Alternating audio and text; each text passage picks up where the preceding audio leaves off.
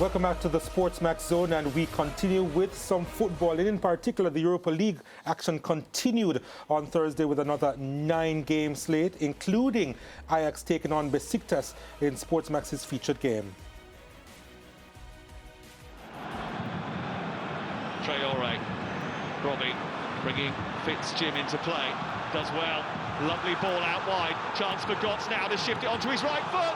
It's a brilliant save, and then the second follow-up from Jim hits the outside of the post.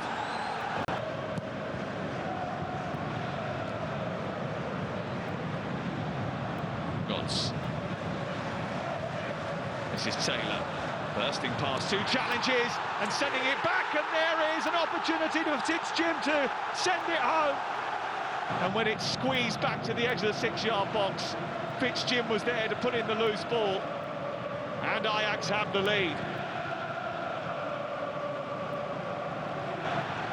The referee has allowed the advantage, and Jim is taking that.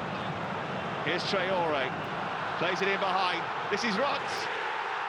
And Götze scores a brilliant goal, a breakaway goal.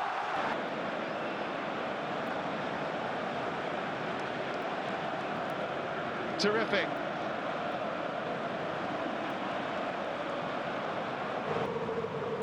Just got to keep the composure here. Jim, Robbie, space on the left, but Taylor goes in alone, and that should seal it. 2 goals at the start of the second half, which should take the game away from the unbeaten Turks. But it's just been too easy at the start of the second half for Ajax. Look at the way they play the ball around here.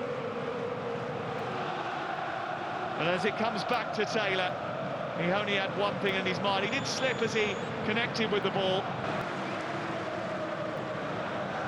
Rasmussen trying to get the better of Masuaku. He's done that, comes back and smashed in by Mika Götze for his second of the night. Ajax is 4th, and they are giving Besiktas a battering. Not too many problems, I don't think, with that.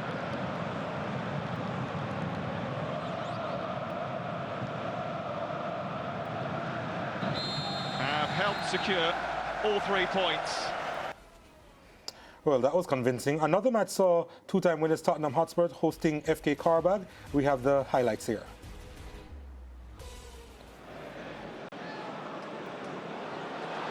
Pressure put on Dragoshin, who's dragged his man down there. That's a big decision to make for the referee, and it's a red card. Radu Dragoshin was out of position, and now he's out of the match. So Ben Davies will play in a position where he has played several times before, centre-half. This is stolen by Solanke. Solanke, Brennan Johnson! Spurs might be 1 man down, but now they are 1 goal up.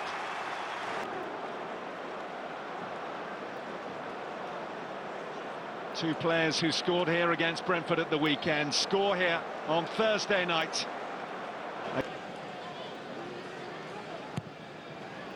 Kulusevski's corner, little touch and in. Papsa hit it goalwards and saw it bobble beyond the hapless defenders.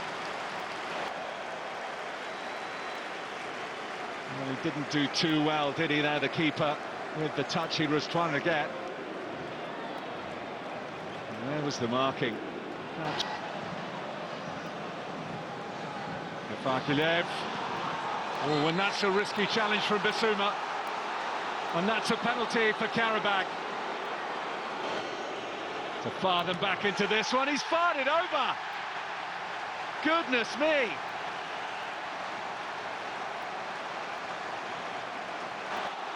No foul. Chance for Spurs to come forward. Son at the heart of it. Solanke! Zubir trying to get things going for Karabag. Now Juninho. Bayramov. The misser of the penalty. Looks to be the creator of a goal for himself.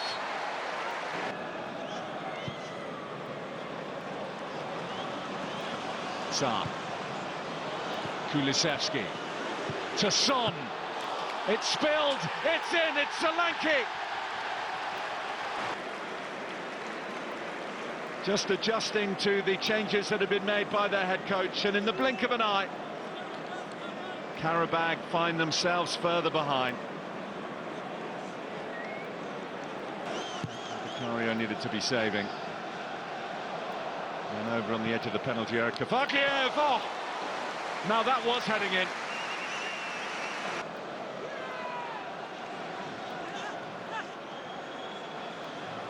Qarabağ knocking with increasing regularity and finding a way through. But even when they do find the back of the net, they find frustration in the referee's decision. Juninho adjudged to be offside. Moore hoping to find Kulusevski. Here's Andrade. And that's that. Well, joining us on the phone now to recap match week 1 in the Europa League is our football analyst, Brent Sancho. It was a pretty easy match for Tottenham despite going down to 10 players in this one, because Qarabağ, I can't really put my finger on the performance today, can you? Chances. Good afternoon to everyone. Qarabağ would have had their fair share. It was an unusual performance for Spurs, going out to 10 men and obviously still having to put in that shift required. For Spurs, they probably looked at this fixture as a very straightforward one. But it ended up, as you said, it did have its challenges. And I think it came down to, obviously, a Spurs team that had to find a way with the 10 men. Probably a little bit more work than the manager probably would have envisaged coming into it. I think we're having a little bit of difficulty with Brent. We're going to try him one more time with this question in regards to Ajax, who also had a pretty much an easy passage against Besiktas, where we saw a couple of goals, some poor defending from the Turkish team. Yeah, you hear me okay now? A little bit better, but continue. Yeah, it was very straightforward. I must admit, I was very disappointed with the performance by Besiktas. They came into this fixture doing well in the Turkish league. Giovanni was doing a good job, and it just looked lifeless. It looked like every time Ajax attacked, they looked like they could score. I wasn't expecting that. I expected a lot tighter game. I looked at a lot of the pre-match conversation. Some of it pointed to both teams probably played out to a draw. But it was nothing like that, was it? It was really Ajax just absolutely walloped Besiktas, and it was a very surprising performance from the Turkish side. Brent, we can barely hear you. I think, unfortunately, we probably have to end it here or until you find a better location. But Ricardo, those two goals in those two games in particular, easy passage through. We did touch on what Tottenham had to go through with the type of defending that we did see from Qarabağ, really serving up something that was not worthy of the occasion, despite the fact that they had the man advantage. Well, can I be honest? I actually don't think that 3-0 scoreline is indicative of how that game played out. Because of the chances that they had. Because of the chances that Qarabağ had. And you look at, for example, the last 7 minutes of that first half, dominated by Qarabağ, created a number of opportunities that they just couldn't put away, and they got that penalty in the second half as well and still couldn't score. And when they finally scored, it was from an offside position. So I think Qarabağ will look back at this game and say to themselves that we really let ourselves down in front of goal, because outside of that, they were very much in this contest. Watching it, I didn't get the impression that Tottenham were 3 goals better than this Qarabağ side, at least not on this day. And to be quite honest, if I were coaching that Qarabağ side, I would be having some stern words with the players, especially the strikers at the end of that one. The penalty, though, was atrocious, wasn't it?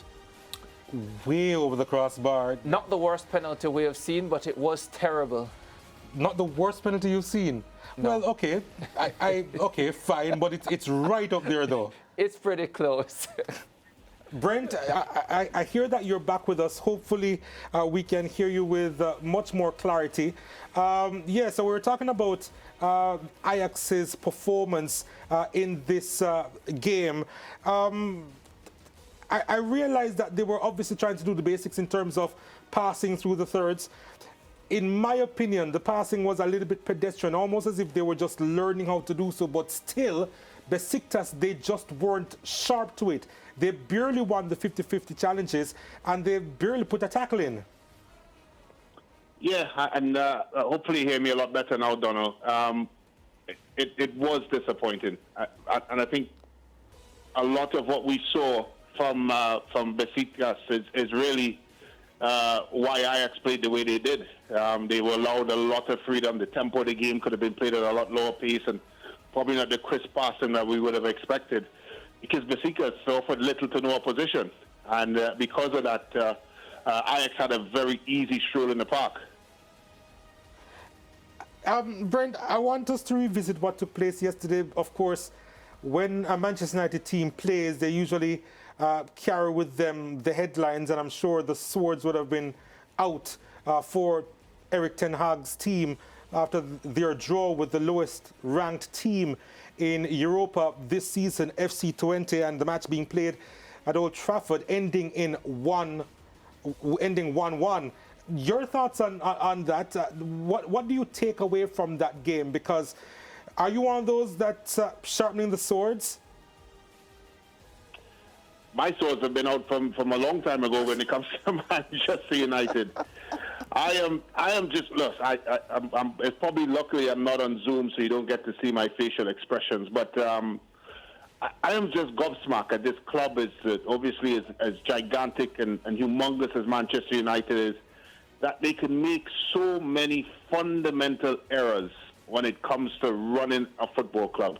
Yes, the owners of the club are businessmen, and they're probably quite good businessmen. But there's a particular science that comes with the business of football. And Manchester United have done every single thing you could possibly do incorrect when you come to the business of football. And the results that we see on the pitch is, of course, accumulation of that. That performance that we saw against FC Twente is indicative of what we've seen from Manchester United. They go into situations where they're supposed to be dominant, where they're supposed to give a performance, and they come out less than that. They come out looking less than the Manchester United. That the players that played before have set, the bar that has been set. And all you hear coming out of the club is excuses and reasons why. I mean, in one of the press conferences, I heard the manager talk about FC Twente work harder than him. I mean, how could you say something like that? How could that be the case when it comes to Manchester United? So it's really, really dire straits. And I'm not surprised at any of the performances that I see with Manchester United, because I don't think the problem will be fixed anytime soon until they find a way to be better at the business of football. Yeah, okay, so let's go down to the nitty-gritty here, because, yeah, we can always accuse the club, but they have made some changes in the off-season. There is new leadership, so to speak. There's a director of football now, something that the club didn't really have before. They brought in new blood in the aftermath of Ralph Rangnick saying that they needed open-heart surgery in terms of the personnel that they actually had on the field of play. You see the likes of Mazraoui coming into the team. Obviously, he's made a bit of a difference, and of course, there are other players that need to be blooded for the remainder of the season. It's still pretty early. Is it that you've written off this season as not seeing a change in light of the fact that they have made so many changes in the off-season here? Donald, it's a question based on, is it a change that a Manchester United should be in terms of where they should be in the pedestal of football, or is it a change for an incremental move upwards, very small incremental move upwards from where they are, because they're quite pretty low. Because when you look at the players that they've brought in and the type of players they brought in, they're not Manchester United players. I mean, let's be honest, they're not. But it's where they are currently. And so you would expect maybe a little bump up. But I think the question in Manchester United, the new ownership and all this hope that is currently presented, the question they have to ask is, while they move slowly upwards, is it going to be enough to keep up with the Manchester Cities and Liverpools and Barcelonas and Real Madrid of this world? And I think when you're a club of the size of Manchester United, that's the question you have to ask. Beating Southampton and Fulham is not where you want to be. That's not your goal. That's not your aspiration. You're one of the biggest clubs in world football. Yes, I understand that, as Ragnick rightfully said, they need open-heart surgery. But at the same point in time, after that open-heart surgery, they're expected to run 100 meters like Usain Bolt because that's the size of Manchester United.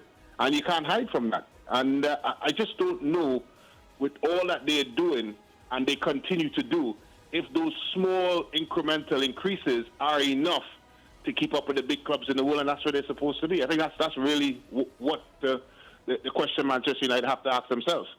Yeah, Brenton Sancho, I'm not even sure from my perspective that there is any sort of upward movement when it comes on to Manchester United. And I put this question to Donald yesterday. I'll put it to you as well. Manchester United currently in 11th position in the English Premier League after 5 rounds of matches with 7 points. Now, as Donald pointed out, it is still relatively early in the season. But when you look at this Manchester United team, do you see a top 10 team in England? Brent, I'm not even going to a top 4 because I don't think we're anywhere close to it. I won't even go to top 6 because I don't think we will end up there. I'm going to top 10. Do you look at this Manchester United team and see a unit that you can comfortably say will finish in the top 10 of the EPL this season? Those are fiery words, Ricardo. But no, look, I think it's a fair question because at the end of the day, and it's probably what most are saying, what we're seeing now, albeit it's 5 games in a season, is just a continuation of what we saw last season. And I think that's the challenge. There's nothing in a Manchester United performance I've seen over the last 2 years, 3 years, maybe longer than that, that gets you off your seat. There's nothing consistently. You're still having challenges with a very inconsistent Marcus Rashford. You're looking for hopes and dreams and maybe a little inkling of a sign of him rejuvenating himself. You're asking a lot out of teenagers and Garnacho and Amadou Diallo and those players. And I mean, it's a lot of hope. And if you look at the performances and the games that they've played, there's a lot of similarities. You still have a misfiring Bruno who's consistently selected despite his poor form and his poor play and gives away the ball consistently. And you have a manager that has not stamped an identity. And I think this is probably the biggest point. He's not stamped an identity in a football club that you could look at his team and they can play in any planet in the world and you can say, that's Manchester United. He's not done that. Yeah. So to answer your question, I just don't see it happening. It can't because you can only go from what you've seen. And this is what we've seen for the last year or 2 years under Ten Hag. Yeah, very much the case. It's interesting. I was reading today that Ole Gunnar Solskjaer says he would return to Manchester United as the manager. I just want to get your comment on that one, Brent. He's probably having too much strong Scandinavian tea to think that he could come back and coach and manage Manchester United. And maybe, look, I think that's one of the issues. They've had a series of managers that are nowhere close to what a Manchester United manager should be. I mean, you look at Barcelona, they've replaced Xavi with Hansi Flick, who's a top manager, and has gone in and done an incredible job. And that's the kind of conversations that Manchester United need to have. If they are to change managers, it has to be for a top manager because that's what it needs. It's a ship that is sailing aimlessly in the ocean. And then if they don't take control of it, they probably sink past that 10th spot in the EPL and continue to sink lower. Brent, I think you're a little bit harsh, if I should admit. I think that is also a little bit harsh as well. Because if they are to do open heart surgery, to your point, many people expect them to run 100 meters in the aftermath of doing that open heart surgery. I put it to you that regardless of whether they're a big club or not, it's nigh impossible. But news came out today that the Chief Executive Officer, Omar Barada, has actually told the Manchester United staff that he wants this United team to win the Premier League in 2028. the 150th anniversary of when the club was formed. Now, if that's the mindset of the people in charge, I can just imagine what the players who are there right now, who probably barely have 3 years or 2 years left on their contracts, what they would be thinking if this has now come out saying the goal is 2028 to win the Premier League. No, he didn't say that they have no intention to win it before. Just to put a caveat there. But he says that he wants to win it in 2028. Now, what happens in the meantime? And I need for you to just be a little bit honest here.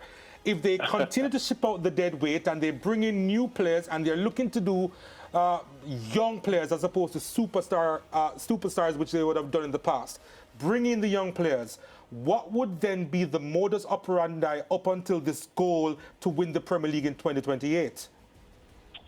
Look, I know it's easy to sound harsh when you talk about Manchester United, but I mean, you have to look at the bare facts. And the bare facts is this. The culture of the club is rotten right now. There is none, and it's very imminent. Yes, I agree there's a new management team in, and hopefully they'll figure things out.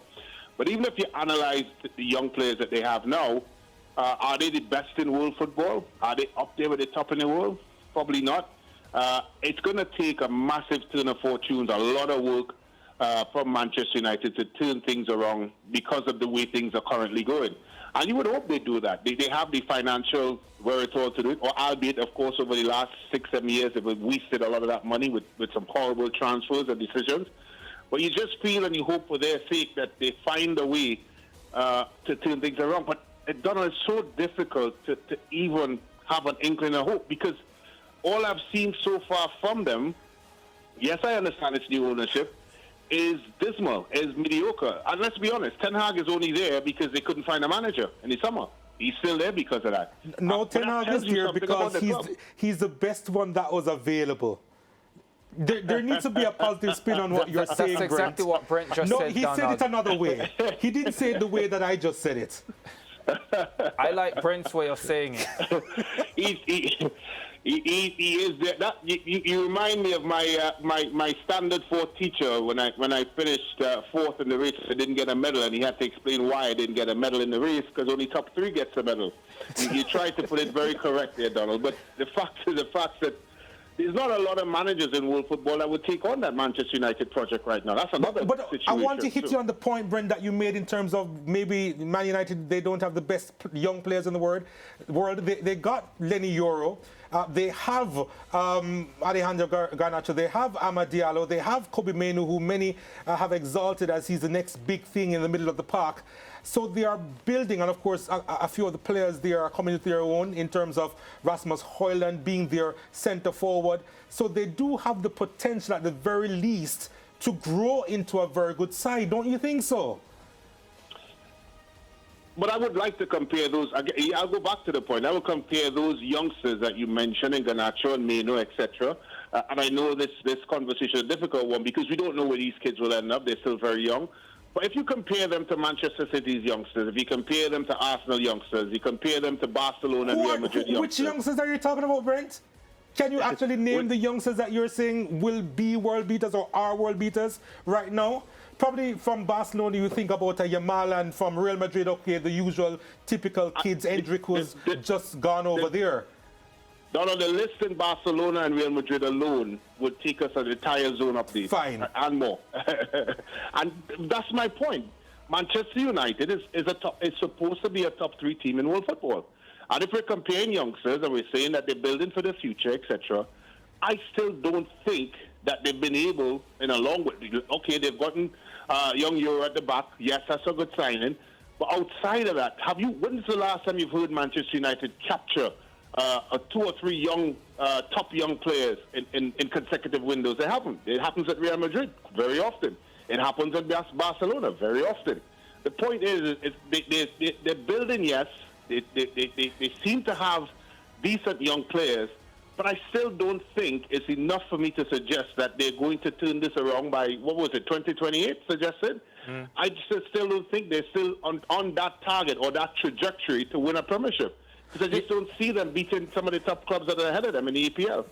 Yeah, and Brent, we're fast out of time and have to go. But I also want to say quickly to one of the points made by Donald, and one of the things I've never really believed in is this idea that you can just get a group of youngsters and bring them together and things will figure themselves out over time, because I believe that even with quality youngsters, you need quality experience in your setup to bring those youngsters together.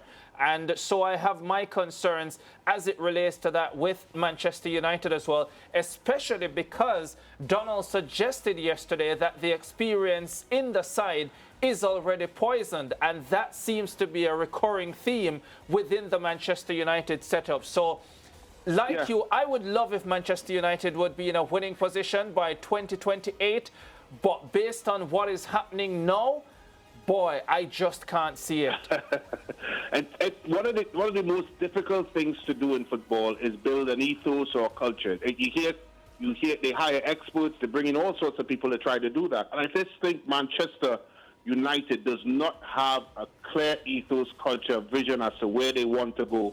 And to the point that Donald made with, yes, the youngsters are there, but I just don't think they will be suited or put on the right pathway. As you rightfully said, you could bring together all the best youngsters in the world, but if they don't come in, a la Real Madrid, for example, into the right sort of systems, they're not going to do well. They're going to fail. And these are not the best youngsters in the world, Brent. They are not the best youngsters in the world. Not yet. No, they're certainly not. They're certainly not. Not compared to what we've seen on the world stage. But you add the fact, as I said, that they're not coming into the right systems, it's going to be a challenge. It's going to be very, very difficult for Manchester United. And we've seen that. Yeah. We've seen that so far. They've had youngsters that come through. Look at Rashford, for example. And have had one or two good seasons and then struggle afterwards. It speaks to what is happening within inside the club. Brent, it's been fun as always with this lively discussion on Manchester United. I'm sure we're going to be doing it on a regular basis, especially if they continue to lose. I hope not. I want to see them win. There you go. Optimism, finally. All right, thanks, Brent. Now, let's take a look at the full results from match week 1 in the Europa League from Wednesday and Thursday.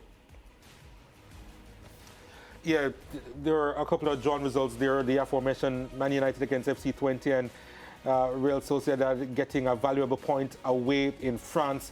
The winners, Lazio, Bodo Glimt, AZ Alkmaar, Anderlecht, Slavia Prague, Galatasaray, and of course a 1-1 draw between Midtjylland and Hoffenheim. And of course today's results, you see the 1-1 draw between Roma and Athletic Club, Lyon, Spurs, Rangers with a critical away win over Malmo, Fenerbahce edging out Union by 2-1, so too Sporting Braga over Maccabi Tel Aviv.